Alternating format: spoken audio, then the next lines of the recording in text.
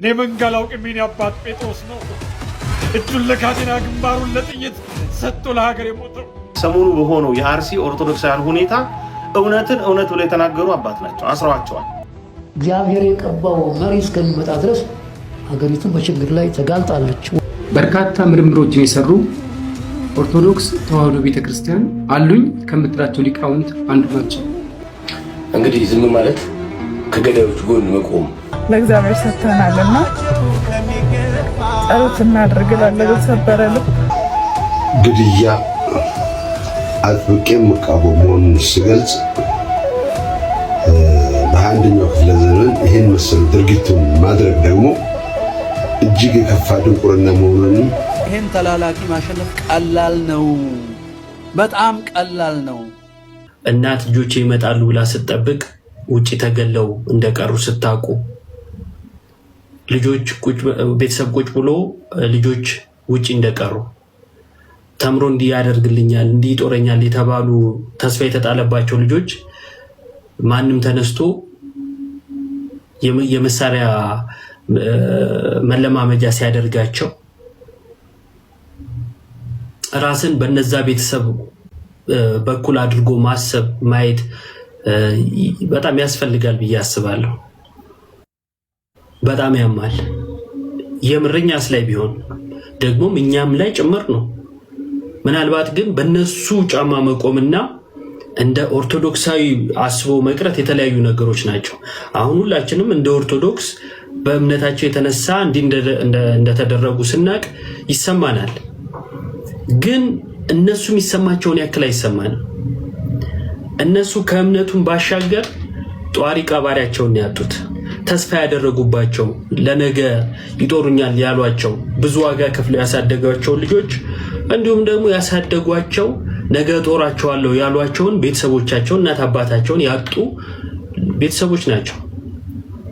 መሪጌታ ከነሚስቱ ከነልጁ፣ ካህን ከነልጆቹ ከነዲያቆን ልጆቹ ከነሚስቱ እየተገደሉ ባሉበት ሁኔታ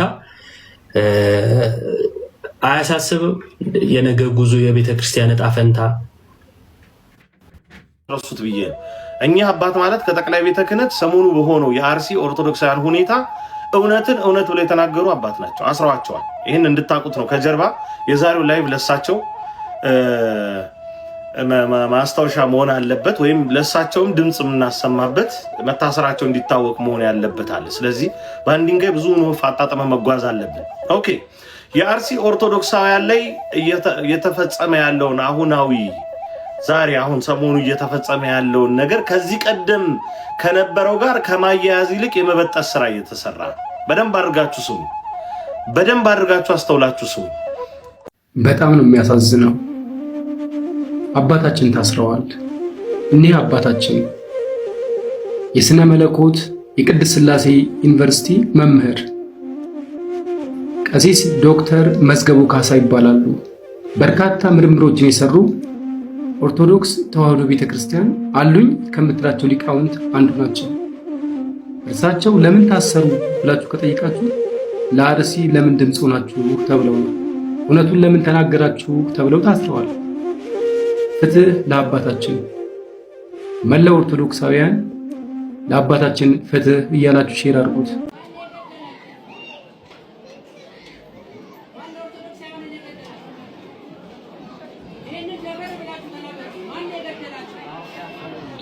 አሁን ጊዜው የትምህርት ጊዜ ነው። ስምንት ዓመት ሙሉ ሻማና ጣፍ እያበራችሁ መቀጠል ከፈለጋችሁ አዎ ትክክል ናችሁ። አሁን ጊዜው የጸሎት ጊዜ ነው። እናንተ ተባባሪ የሆናችሁ ለዚህ መንግስት ተባባሪ የሆናችሁ ምዕመናንን እያስጨረሳችሁ ነው። እስከ መቼ ሻማ ታበራላችሁ? ስንት ዓመት ነው ሻማ የምታበሩት? እኛ ለሞቶት እንጸልያለን። የብልጽግና ካድሬ አስቀምጠ ስንት ዓመት ሻማ ታበራላችሁ? ለእናንተስ ለህሊናችሁ አይቆረቁራችሁም ወይ? የሚፈሰው የንጹሐን ደም እስከ መቼ? እሳቸው እንደ ማንኛውም ክርስቲያን ናቸው። ክርስቲያን ስለሆኑ ነው የመጡት። አሸርጋጅ ነው። ከቁመታቸው በላይ የሚያክል ውስኪ ይዘው ለሽምግልና መሄዱ ስላንተ ዛሬ የብልጽግና ጊዜ የሞቱ ወገኖቻችንን እያስጨረሱ ነው። እንገደላለን። ክቡር መጋቢ አባ ዘበአማን ሳሙኤል፣ ክቡር አምባሳደር ተስፋዬ በሀገረ እስራኤል የኢትዮጵያ ባለስልጣን አምባሳደር፣ ክቡራን አበው መነኮሳት፣ እባክህ በመጸለይ ነው የመጣነው። እግዚአብሔርን ለማመስገን ነው የመጣነው። ከዚህ ያለፈ አጀንዳ ያለው ሰው ካለ እዛ በቦታው ያቅርብ። እኔ መንጋላው ቅሚን አባት ጴጥሮስ ነው። እጁን ለካቴና ግንባሩን ለጥይት ሰጥቶ ለሀገር የሞተው የኔ አባት ጴጥሮስ ነው። ሞትን የማይፈረው ዓለምን የናቀው ዘር ያላቆሰለው የአማኞቹ እረኛ የሀገር ዘበኛ ከሞት አስነሳና እግዜር ዳግም ስጠን፣ ትንሣኤን አጠብቅ፣ ልጆች አለቅን፣ እኔ ልቅደም የሚል አርበኛ አባት የለን እና እግዜር ጴጥሮስን አስነሳ፣ አባታችን ስጠን። እኔ ዛሬዎች ቅንጡ ማርቼዲስ እያሽከረከሩ በአማኞቹ መሞት ትርፍ እያጋበሱ እነሱ ሞትን የማይደፍሩ መነኮሰ ሞተ የሚለውን ብሂል እያቀነቅኑ ሚሊዮን በእጃቸው ይመነዝራሉ። እኔ ዛሬዎች እንዲህ ናቸውና እግዚአብሔር ጴጥሮስን አድለን ዳግም አስነሳና እንኳን ድምፅ መሆን ከማች ጋር መሰለፍ ያውቅበታልና ከፊቱ ነው ማለፍ። ዘመን ጭጋጉ ነው ስም ቢደበዝዝ ተከታይ ብታጣም ተግባርክን የሚይዝ በዘር ተከፈለ ክህነት ጳጳስነት በሴራ ተሹመው ግድ አይሰጣቸውም የአማኞቹ መሞት። አባት ዓለም ጴጥሮስ የእኛ አርበኛ ጴጥሮስ በደም የታነጸ ቃል ይነበባል። እምነት ያቆመው ታሪክ ይከብራል። አንተን መሳይ ጳጳስ የለ በዚች ሀገር የሕዝብን ሞት ሙቶ ነፃነት የሚሰብክ ለሀገር ለምድር ትውልድን ለማዳን ራስህን ሰጥተህ ለክብር ለሕይወት ያልሳሳህ ብቸኛው አንተ ነህ። እንኳን ለኦርቶዶክስ ለክብር መሞቱ ለእናት ኢትዮጵያ ፋሽስት ድል አድራጊ በከበረ ሞቱ ጠላት ጠመንጃውን ወደ አንተ ሲያነሳ በልበ ሙሉነት መሬቷን የባረክ አባት አንተ ብቻ፣ ጴጥሮስ አንተ ብቻ፣ አርበኛ አንተ ብቻ፣ በልበ ሙሉነት ህዝቡን ይፍታህ ያለ አባት አንተ ብቻ። እንኳንስ ህዝቧ መሬቷ ይገዛ ብሎ የገዘተ አባት የነበረን ዛሬ እንዴት ሳጣ። የአርሴ ደም ጎርፍ የኔ ይሁን ብሎ የሚሰለፍ ቀድሞን እግዚአብሔር ጴጥሮስን አስነሳ ዳግም አባት ስጠን። እግዚአብሔር ጴጥሮስን አስነሳ ዳግም አባት ስጠን። አርበኛው ይነሳ ዳግም አባት ስጠን። እግዚአብሔር ዳግም አባት ስጠን። እሳት መካከል የሚኖር ህዝብ አለን። በፍርሃት ውስጥ የሚያድር ልጅ አለን። እንባቸው የማይነጥፍ እናቶች በዝተዋል። ኑሮ የሚሰብክ አባት ተርበዋል። ሞቶ ሕይወት የሚዘራ አባት ተጠምተዋል። ጠፍቷል በምድራችን ያንተን ሞት የሚሞት ልዩ ደቀ መዝሙር። እግዚአብሔር ጴጥሮስን አስነሳ ዳግም አባት ስጠን። እግዚአብሔር ጴጥሮስን አስነሳ ዳግም አባት ስጠን። በአንገታችን ማተብ ገለው ሳይጨርሱን እግዚአብሔር አባታችን ስጠን። ጴጥሮስን አስነሳ አባታችን ስጠን።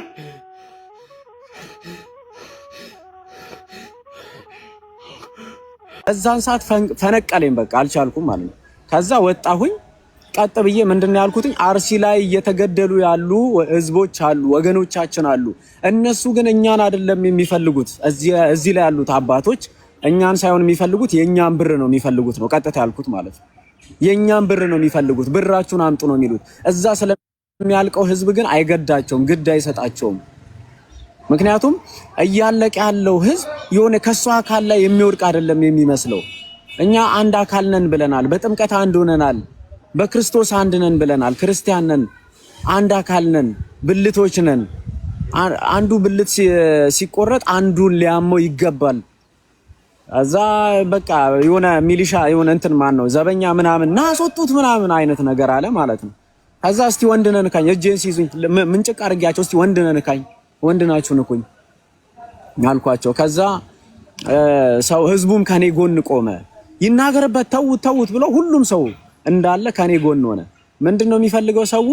በቃ ብሶቱን የሚናገርለት ብቻ ሆነና ነው እንጂ የተቸገርነው ሁሉም አሁን ቢወጣ በዛን ሰዓት እንትን ቢል አንድ ሆኖ ሁሉም ቢጮህ አሪፍ ነበር። ብቻ አንድ ጅማሬ አስጀምሬያለሁ ብዬ አስባለሁ። እግዚአብሔር ከረዳን ሁሉም ሰው አሁን እኔ እዚህ ጋር መልእክት ማስተላልፈው በየአጥቢያ ባላችሁበት ተነጋግራችሁ የተወሰነ ሆናችሁ እኔ አሁን ለእሑድ እንደውም ባነር ነበር ያሰብኩ ባነር ምናምን ይዤ ወጥቼ እንደዛ ነበር ያሰብኩት።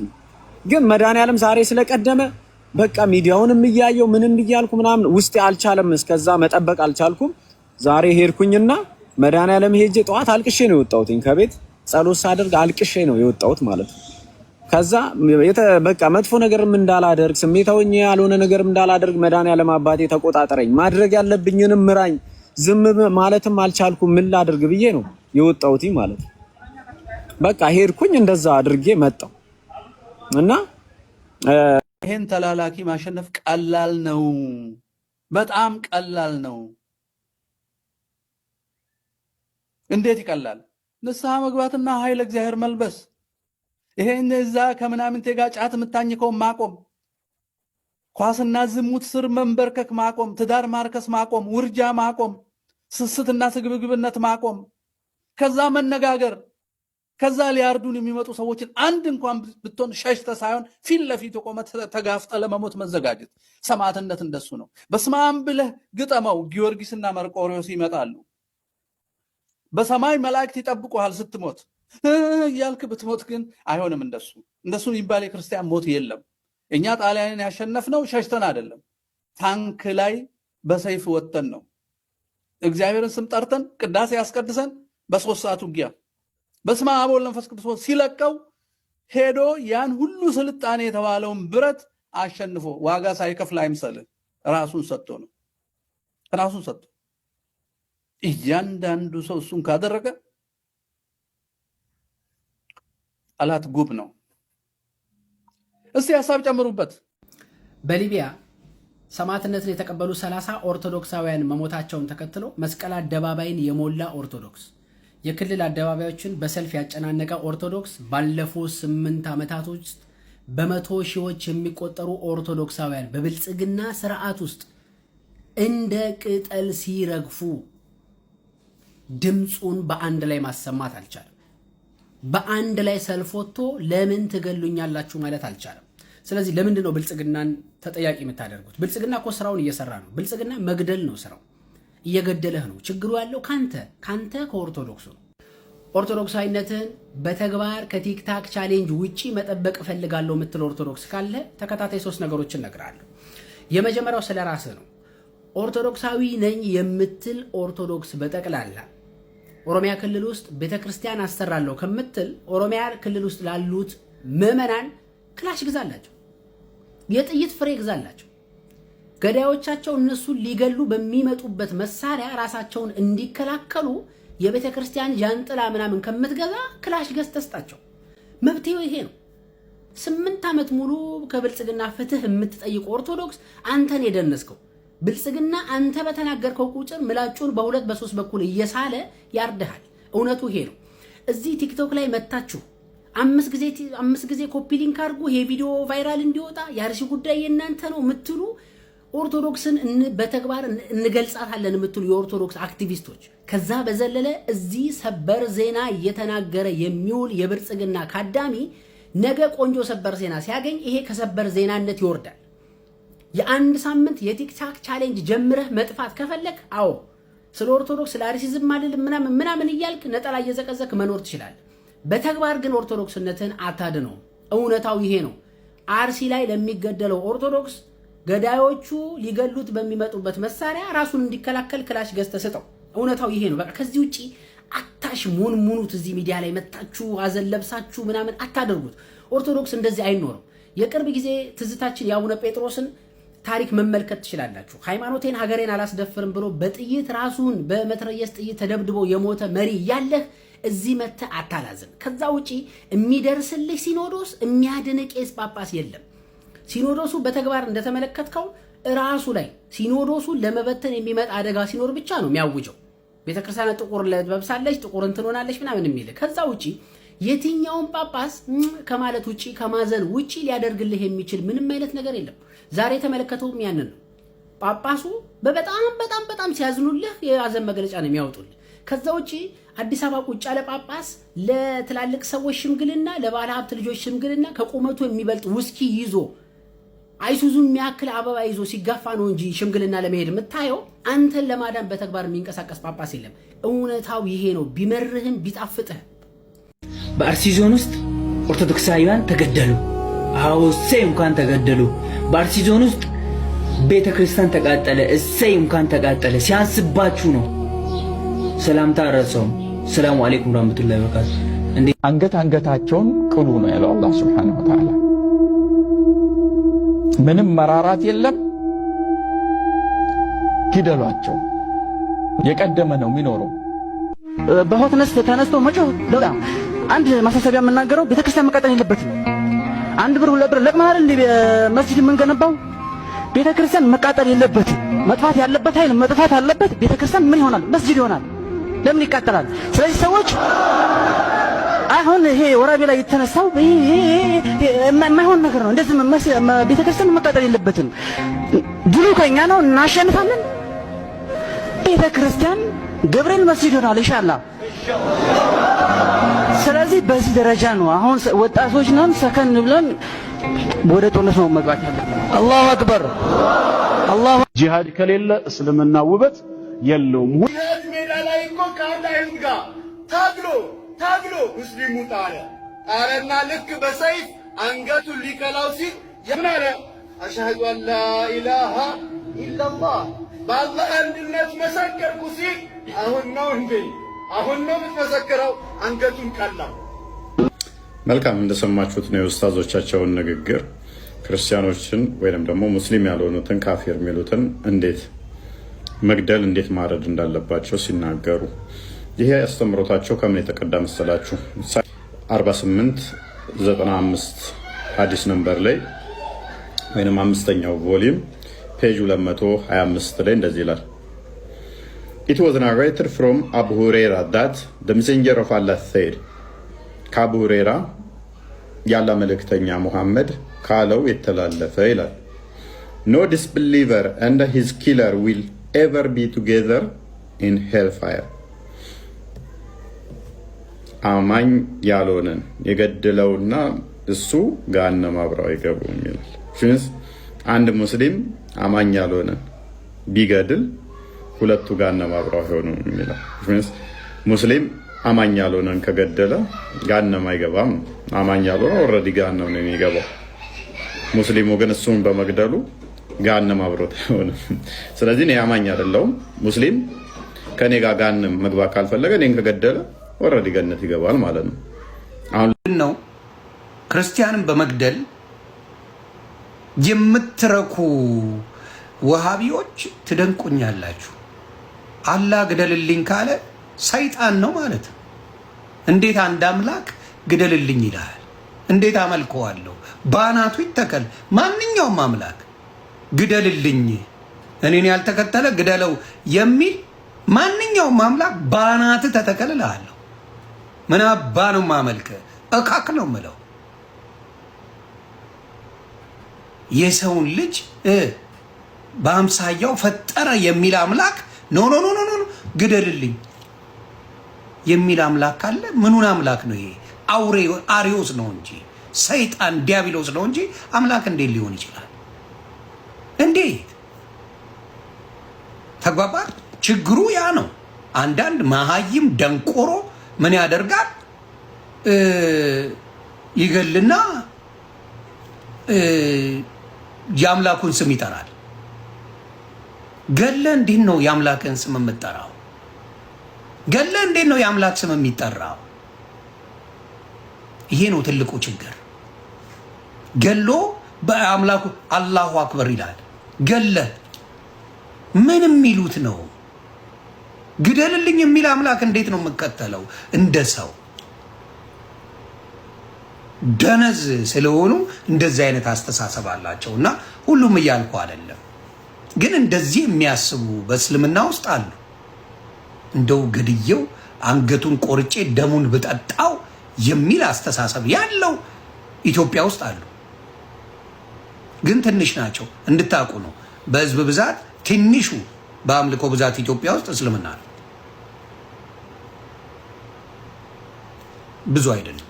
ኦሮሚያ ክልል አለለ፣ አፋርና እንዳልኩ ሶማሌ ክልል አለ። አለቀ። ማጆሪቲው ሌላ ክርስትና ነው ያለው። ከደቡብ ክልል ስልጤ ብቻ ነው እስላሙ። ደቡብ አርሲ የኢትዮጵያ ኦርቶዶክስ ተዋሕዶ ቤተክርስቲያን እምነት ተከታዮች ላይ የደረሰውን ግፍ፣ በደል፣ ግድያ አጥብቄ መቃወም መሆኑን ስገልጽ በ21ኛው ክፍለ ዘመን ይህን መሰል ድርጊቱን ማድረግ ደግሞ እጅግ የከፋ ድንቁርና መሆኑን መግለጽ እወዳለሁ። ፍትህ ለአርሲ የኦርቶዶክስ እምነት ተከታዮች ጠይቃለሁ። ለሚገደሉ ወገኖቻችን ድምፅ ለመሆን የመጣው እግዚአብሔር ሰላሙን ደግሞ ዘመን ያምጣልን። ሁላችንም አዝነናል፣ ግን ሁላችንም ከአቅማችን በላይ ስለሆነ ለእግዚአብሔር ሰጥተናልና ጸሎት እናድርግ። ለተሰበረ ልብ እግዚአብሔር ሰላምን፣ አንድነትን፣ ፍቅርን እንዲያመጣልን ይህን ክፉ ዘመን እንዲያሻግረን አርሲ የሚገኙት ወገኖቻችንን መጽናናትን ይስጥልኝ ማለት እፈልጋለሁ። እግዚአብሔር በቃችሁ ይበለን። የኢትዮጵያን ትንሣኤን ያቀርብልን። በእውነት በጣም ያሳዝናል። በጸሎት እንትጋ። ያለን መዋጊያ ጸሎት ብቻ ስለሆነ እንግዲህ ዝም ማለት ከገዳዮች ጎን መቆም ስለሆነ መተናል። እንግዲህ ለሟቾች ነፍስ ይማር ነው። እንግዲህ ተራቸው ደርሶ የሚሞቱ ሰዎች ዛሬ ንጹሃን ሰዎችን ጨፍጭፈዋል። እንግዲህ ያው የምናውቀው ነገር ነው። ቤተክርስቲያን ተቃጥላለች። እንግዲህ ለማና ቤት እንደሚባል አይታወቅም። ነገር ግን ዝም ማለት ልክ ስላልሆነ እውነት የሚሰማ ፈጣሪ አለ፣ የሚያይ ፈጣሪ አለ፣ የሚፈርድ ፈጣሪ አለ። ማንም ጽዋውን ሳያወራርድ፣ ማንም የሰራውን ስራ የበደለውን በደል ሳይክስ ወደ ላይኛው ዓለም እንደማይሸጋገር እንደ ክርስቲያን አምናለሁ። ስለዚህ ቅጣታቸውን ይቀበላሉ እናምናለን። ነገር ግን እየተጎዳ ነው እና መቼ ነው የሚያበቃው? የወገን ሞት መቼ ነው የሚያበቃው? መርጧል ቃሽ ትባላለህ ስትናገር። አትግደሉም ነው ሌላ አይደለም። እንደ አትግደሉም አትበል የሚባልበት ሀገር ላይ ነው ያለው። ልክ አይደለም ይሄ። አሁንም እንላለን አትግደሉ፣ አሁንም እንላለን ወገኖቻችንን አታጥቁብን። ለዛው ንጹህ አልፈው የተቀመጡ ወገኖች ምንም የማያውቁ ፈጣሪያቸውን የሚያመልኩበት ቤተክርስቲያን ተቃጥሏል። እዚህ አሁንም ኢትዮጵያን ወገኖቻችንን አትንኩብን፣ አትግደሉብን እባካችሁ ገዳዮች፣ ተራችሁ ደርሶ ትሞታላችሁ። ይሄ ሀቅ ነው። እዚህ አንዲት ሀገር አለችን፣ ተስማምተን እንኑር። የሚሻለን እሱ ነው። እስከ መቼ ድረስ እሪ እያለን፣ እስከ መቼ ድረስ እያለቀስን፣ እስከ መቼ ድረስ ነፍስ ይማር እያለን እንኑር? አሳዛኝ ነው በእውነት። አሁንም ነፍስ ይማር፣ ሌላ ምንም አንልም። ተራችን እስኪደርስ ነፍስ ይማር። ወደ የአፄው ስርዓት ላይመለስ ተቀብሮ አልፏል። መጪው ዘመን የእስላም ነው፣ አትጠራጠሩ፣ ምንም ጥርጥር የለውም። እና እንደዛ ነው። ሌላው ያው ጊዜው የኛ ነው የነሱ ነው ተብሏል። ጊዜው የኛ ነው ማለት ነው። መሬቱ ላይ በየክፍለ ሀገሩ ግንባታችንን እንቀጥላለን። የትውልድ የሚሆን ግንባታ ማለት ነው። በየክፍለ ሀገሩ በየአዲስ አበባው በየእንትኑ ባገኘነው አጋጣሚ መንግስትም ደግሞ ሸር ነው ለእኛ መንገድ ቦታም ይሰጠናል። በነፃ ነው እየሰጠን ያለው። ስለዚህ እስከሰጠን ድረስ እንትን እንላለን ማለት ነው። በተረፈ ካፊሮች እኛን አይተው ተቋም ያስፈልጋል ሲሉ ነበረ። አይደለም ተቋም አይደለም መሬት ላይ በስነ ስርዓት መንቀሳቀስ እንኳን ከቻላችሁ አድናቂያችሁ ነኝ እኔ። በስነ ስርዓት መልካችሁ ሳይታይ ምን ሳይታይ በስነ ስርዓት እንኳን መሄድ አትችሉም። እናንተ እንኳን አይደለም ተቋም ይኖራችሁ ይቀርና ማለት ነው። እንደፈለጋችሁ አትሆኑም እኮ። እኔ ዛሬ 2 ዓመት ኢትዮጵያ ሄጄ እንደፈለግኩ ነው። በፌዴራል ታጥሬ ነው ሲሄድ የነበርኩት። ጥሩ ፌዴራሎች፣ የሚታወቁ የሙስሊም ፌዴራሎች በስነ ስርዓት የሆነ ነገር ካጋጠመ ደውል ብለው ቀብሰስ እያልኩ ነው ስኖር የነበረው ማለት ነው፣ ሳልፈራ እሺ አሁን ፍትህ ካላችሁ እንዲህ አይነት ገዳይ ማን እንደሆነ እያወቅ ነው ማለት ነው። አትሊስት ተቋሞችን እንገነባለን የሚሉት ነገር ምንድነው? ከዚህ በፊት አርሲ ላይ የውሃብያ ትምህርት ቤት ተገንብቶ እንደነበረ ታውቃላችሁ ሁላችሁም። በተቋም ደረጃ ይሰሩ እንደነበረም ታውቃላችሁ ሁላችሁም። አርሲ ላይ ብቻ አይደለም፣ ወረባቦ፣ ደቡብ ወሎ፣ ኮምቦልቻ ቤዝ አላችሁ። ሁላችሁም የምታውቁት ነገር ነው። ለምን እንደምንሸዋወድ እኮ ነው ግራ የሚገባኝ እኔ። ገዳይ እኔ ነኝ ብሎ ፐብሊካሊ መጥቶ እየነገረ በጣም ከመናቃችን የተነሳ ፐብሊክሊ ራሱ እንደዚህ መጣው እየተናገሩ በነፃነት የምትንቀሳቀስበት ጊዜ የለም። ቀጣይ በነፃነት የምትንቀሳቀስ ከሆነ ታያለ። መንግስትም ቢሆን ከኔ ጎን ነው፣ ፌደራል አጅቦኝ ነው የምንቀሳቀሰው እያለ ከዚህ በላይ ምንድነው የምትፈልጉት? ፍትህ የምትሉት ምንድነው? ፍትህ ገዳይ ፊት ለፊት መጥቶ እየተናገረህ እኮ ነው። ፍትህ ያለው በእጅህ በክንድህ እኮ ነው። ከስር ኮሜንት ብትመለከቱ እና ከዚህ በኋላ ያለው ሁለት መንግስት ነው ያለው ይላል። ቆይ አንዴ እንደውም እሱን ስሙት። ሁለት መንግስት ነው ያለው፣ የኛ መንግስትና የአብይ መንግስት ምናምን ነው የሚለው። ቆይ አንዴ ስሙት። እሱ እንደዛ አይደለም ራሱ ማለት አንዴ ቆይ እና አይናችሁ እያየ በደንብ ኢትዮጵያ ውስጥ በደንብ ተቋም ምንድነው በደንብ እንገነባለን። ራሱ የትምህርት ለትውልድ የሚሆን ለመጻኢ ጊዜው የሚሆን ነገር እንሰራለን ወደፊት ኢንሻአላህ። በደንብ ምንም እንትን ማለት ነው። ማንም ምንም አይላቸውም ብሏል። ምንም አይለንም። የመንግስት አካላትም በዚህ መልኩ ምንም የሚያመጡት ነገር የለም። እየሰማችሁ ነው። የመንግስት አካላት የሚያመጡት ነገር የለም እያለ ነው። ከዛ ልጁ ሊጠይቀው ነው። ስሙት። ይህንን ጥቅም ባስብ ኖሮ አሁን ስለ ኢብራሂም አልናገርም ነበር። እኔ አልፈራም። አንደኛ፣ ሁለተኛ ነገር ደግሞ ላይሰንሳችንን መንጠቅ አይችሉም። ይሄ ላይሰንስም አላቸው። ዳር ላይሰንስድ በፈቃድ ነው የሚንቀሳቀሱት። ዝም ብለው አይደለም የሚንቀሳቀሱት። ላይሰንሱን የሚሰጣቸው መንግስት ነው። መንግስትንም ከመናቃቸው እየተነሳ ምንም ያመጣው ነገር የለም ነው የሚሉት። አብሶሉትሊ ማለት ነው። ስሙ አንደኛ ማለት ነው። እና መንግስት ምንም ማድረግ አይችልም። አይምሰላችሁ ኢንሻአላህ። ሁለት መንግስት ነው ያለው ማለት ነው ኢትዮጵያ። እንደዛ ከሆነ አዎ ሁለት መንግስት ነው ያለው። አንደኛው የአብይ መንግስት ነው። ሁለተኛ መንግስት ደግሞ ሰማይና ምድር በመካከላቸው ያለውን የፈጠረ የዓለማቱ ጌታ መንግስት አለ። ንግስና በዚያ ቀን ለአላህ ነው ይላል። በሰማይና በምድር ያለው ንግስና የአላህ ነው ይላል። የአላህ ሙልክ የአላህ ንግስና ማንም የሚቋቋመው የለም።